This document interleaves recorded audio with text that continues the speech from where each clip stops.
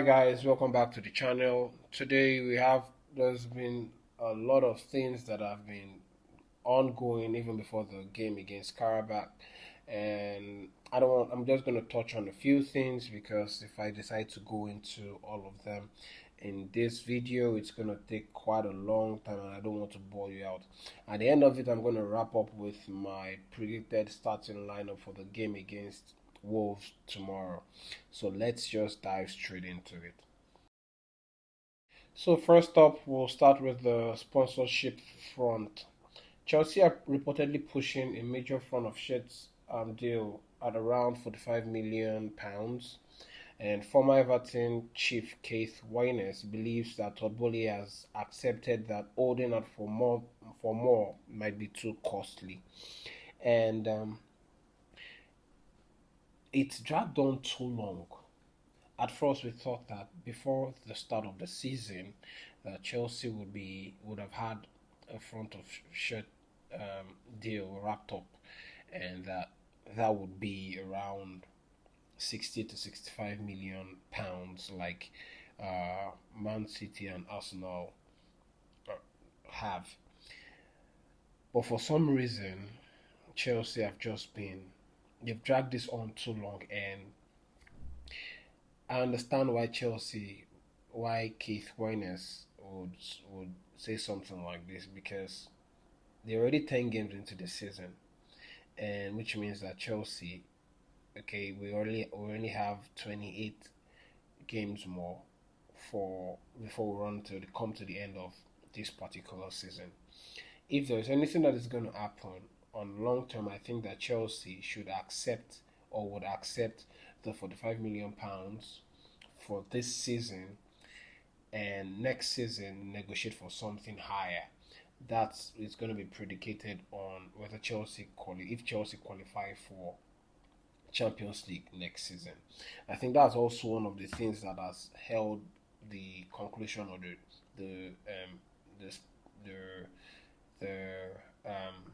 that has held Chelsea back from wrapping up the deal. I think suitors might be skeptical on the long term about Chelsea being able to qualify for Champions League on a consistent basis. And if you look at the squad and what Chelsea's building, they're building for the future. They're not focused on the now, the present, which is actually an issue that we've been hammering and emphasizing on for a very long time. If it was in a situation or in a case where Chelsea are both focused on the present and the future, spending more time worrying about now and slowly building for the future, that would be another thing entirely, but it's not. They just want to buy youth and buy players at a very young age, build them, develop them, and in hopes that tomorrow they will come good. And the now tends to give inconsistent results. One week they're good, and the next week they're average and a far cry or a shadow of what we watched in the previous week, just like the game against Liverpool and then the down tool against Sunderland and all that. All this will show inconsistent result, and where we have inconsistent result and other teams are building momentum and running away with points and hiding points and all that, it's only going to affect the team on the long run. So what I'm trying to say in essence is that right now, just like what former Everton CEO said, Chelsea will just have to make do with the £45 million deal for this season, and then next season they can negotiate for a bigger pay. And if you had £45 million to the deal will be made for the sleeve, I think that should do for the long term. For this season rather. And then, how much did they? I think they made around close to £18 million for the sleeve. And if you add that to the 45 million pounds that's on offer right now. We don't even know what brand or what name that has offered this deal. They say that Riyadh Airways are leading, and then there's also Qatar, and then there's Jordan, and then there's this um, um, whatnot. Anyway, let me know what you guys think about that. And on to the next, we'll just talk about BlueCo and their multi-club deal. The ownership group BlueCo are reported to be in advanced talk to take over Santos FC in Brazil. And this is a big one because Santos have produced players like Rubinho, Neymar, to name a few. And if Chelsea acquire Santos, just like they've acquired Strasbourg, it only puts Chelsea at a very advantageous position in the sense that Chelsea get first and to pick one of the or some of the finest young players in Brazil. And I like this to think that when you look at Santos, Santos is one of the best league teams in Brazilian football. You have Santos, you have Palmeiras, just like you have Arsenal, you have Liverpool, you have Manchester City, you have and then you have Chelsea. When you look at Chelsea, Chelsea is a brand, is a big name, and one of the most feared teams in Europe. Do not pay attention to whatever is going on right now with their inconsistent performance and result. What I'm trying to say is that this is the same situation with Santos in the Brazilian league. Santos is one of the most feared and recognized teams that produce the best of the best, like the cream de la cream type of talent in world football. Okay, so if Chelsea end up getting Santos, just like the report says that Chelsea are already advancing on acquiring Santos.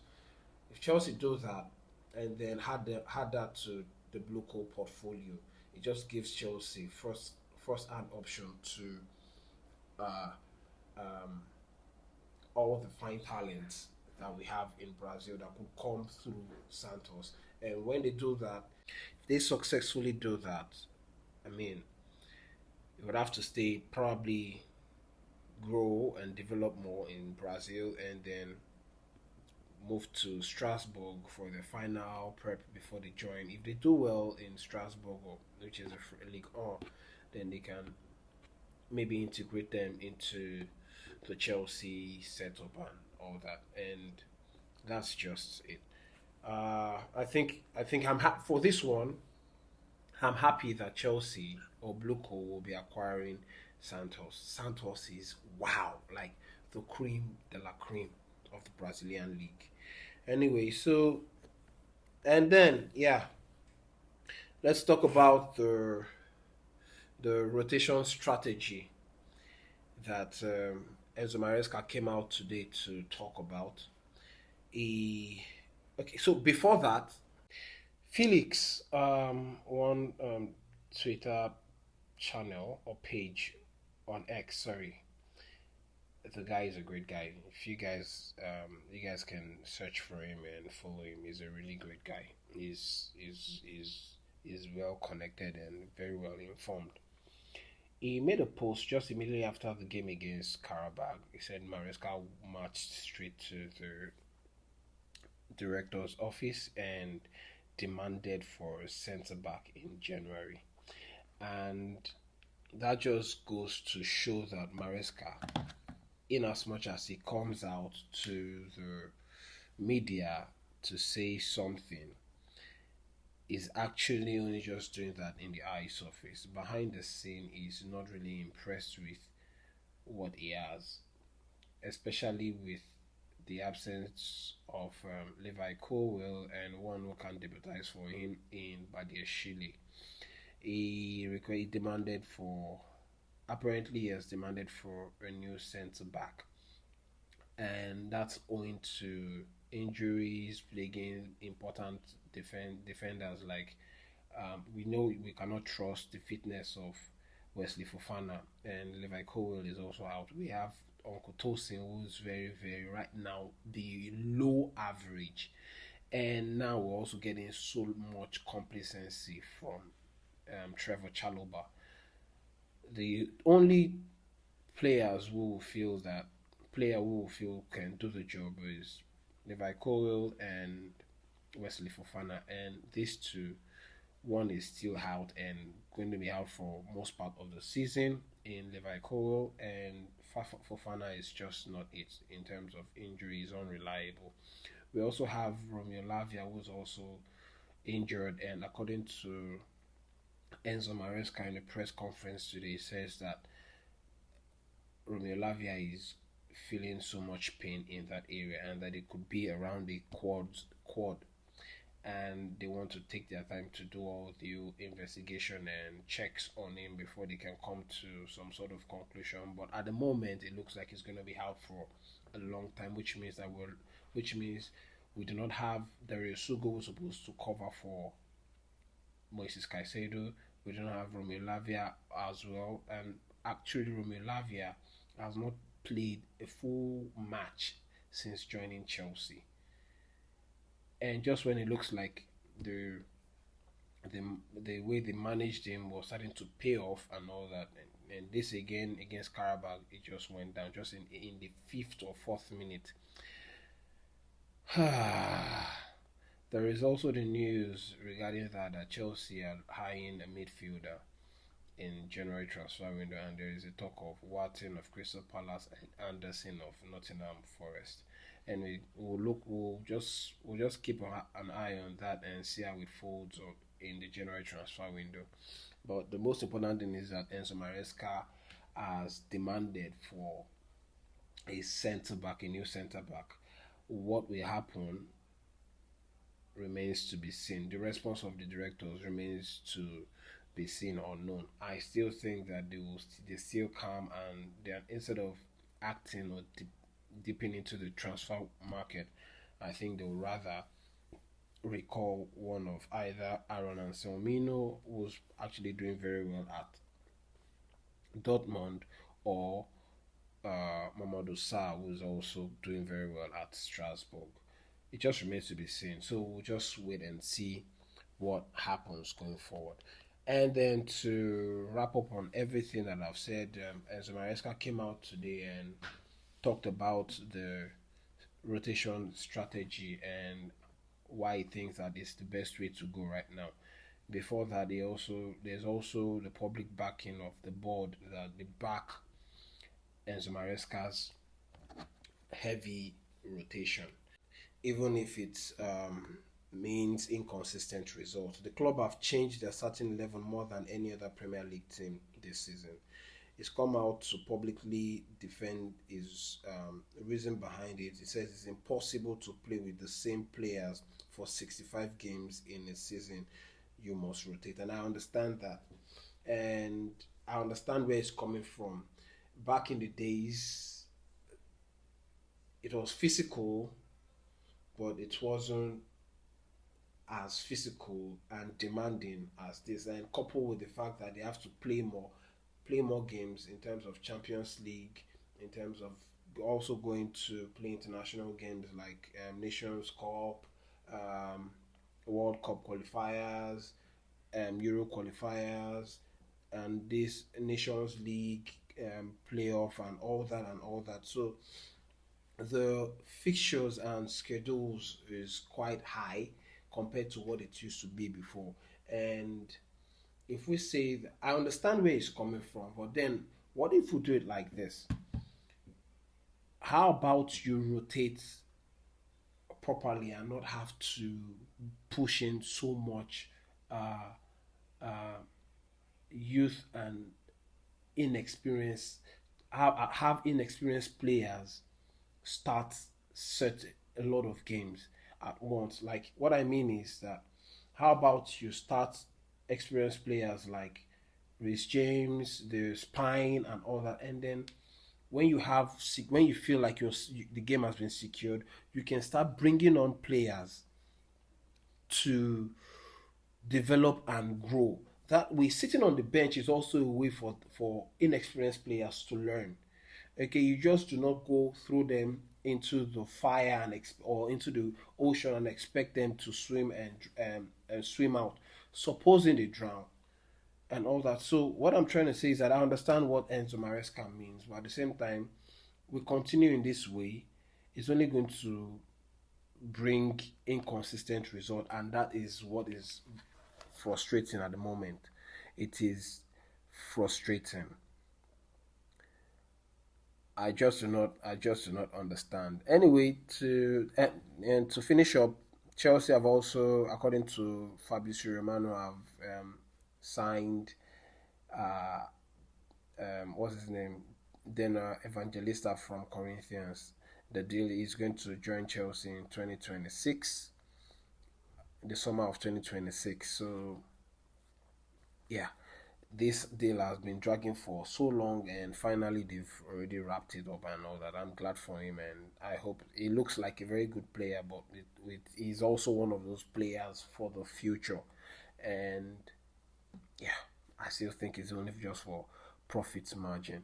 So that's all there is to say as regards everything that I've talked about. Let me know what you guys think in the comment section below. And to wrap up, I'm going to give you guys my lineup for the game against Wolves tomorrow. Chelsea's game is going to be the last for the day tomorrow, and gives me an opportunity to watch because I've my schedule has been very busy, and it's that's why most times than not it's very difficult for me to make videos and all that because my my it's been very tight, to say the least. But notwithstanding, we're here and I'm going to give you my lineup. So, yeah, this is my lineup for the game against Wolves. So, with Enzo Maresca confirming that Lavia is out, Caicedo, Enzo Fernandez, even Neto is a doubt. Neto actually trained yesterday, um, did some had a few sessions with the therapist, and they're going to train today to see how well it does before they make a decision. This is my lineup. I'm going to start with Sanchez in goal, Fofana and Chaloba. I don't want to see, like I said, I don't want to see Uncle Tosin in the lineup tomorrow. He shouldn't be anywhere close to the lineup. We have Reece James and Malo Gusto as the left and right back. In midfield base, we have, if they are fit, we'll go with Caicedo and Enzo Fernandez, and with Joao Pedro playing as a 10, Garnacho on the left, Pedro Neto on the right, and then up top we'll have Liam Delap. And Delap, I expect that you do what you need to do, harass the defenders, but harass in a very smart way. Know when to toe the line, know when to draw back. Okay, Diego Costa was good at that, and I understand that you also have features of Diego Costa, but you also have to be smart. And Joao Pedro, just like I commented in, I gave my opinion in the last video. I expect that you do your thing better. Hold the ball, but don't hold on to it too long where you kill the attack. Okay, and then Garnacho, according to some reports, um, coaches and the management are impressed with Garnacho's work ethics. Apparently, he stays behind to train, have more training sessions after everyone had left, working on his goal scoring ability and trying to improve in that area. I would have said Gittins start, having performed very well in the EFL Cup against Wolves, but just watching him in the Karabakh in the Champions League, just he has messed up his CV and resume. So I'm going to give Garnacho the starting berth, and I'm sure this is what he needs to do. Then, if we have the game wrapped up, then we can bring on maybe Esteval. I would have said Esteval starts, but we all know that Maresca said that Esteval was complaining about the cold in London, and it's not even December yet, and he says that he just have to wait. So he's still adapting and all that. So that being said, if we need to make substitution later on in the game, we can bring on Santos and bring on Achampong or maybe Hato or Rhys James, even McGee and all that. There is no way Tyreek George is a striker. If you must bring on Tyreek George, you might have to let go of one of the wing forwards like Garnacho or Pedro Neto. Worst case scenario, but Tyreek George coming as a false nine or as a striker is a no for me. And my scoreline prediction is, even though Wolves have sacked their coach, I still think this lineup should do the job. And that being said, my score prediction for this game tomorrow is Chelsea 3, Wolves 1. Let me know what you guys think about that. Elsewhere, Manchester United will be going to the 3 points lane to play Tottenham Hotspur. I'm going to be predicting a 2-2